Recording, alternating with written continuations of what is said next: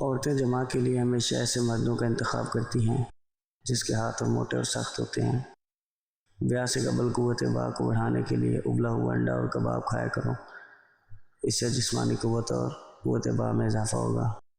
ایسی عورت جنسی تعلق اور شادی قائم کرو جس عورت نے آپ کے دشمن سے کوئی جنسی تعلق قائم نہ کیا ہو۔ اعتماد شادی میں محبت کا بہترین انعام ہوتا ہے۔ ہم ایک جسم فروش عورت کو طوائف کہتے ہیں، لیکن اس کے جسم سے کھیلنے والے مردوں کو کوئی انعام نہیں دیتے۔ اگر عورت سے ہم بستری کا زیادہ مزہ لینا چاہتے ہو تو اس طرح سے ہم بستری کرو کہ عورت کی ٹانگیں اونچی جگہ پر ہوں۔ اس عمل سے مرد اور عورت دونوں سے لطف اندوز ہوگا۔ دنیا کی سب سے باورچی شریف عورت ہے۔ کسی عورت کے بارے میں برکت ہونے کی علامت میں ایک یہ بھی ہے کہ اس کی طرف رشتہ بھیجنے اور رشتہ منظور ہونے میں آسانی ہوگی۔ غربت انسان کو اپنے ہی شہر میں اجنبی بنا دیتی ہے۔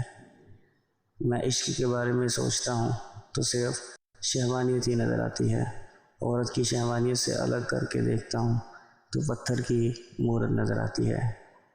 ایسی عورت خود گھوڑی بن کر ہم بستری کرواتی ہے جس کی کمر پتلی اور ٹانگیں موٹی ہوں گی۔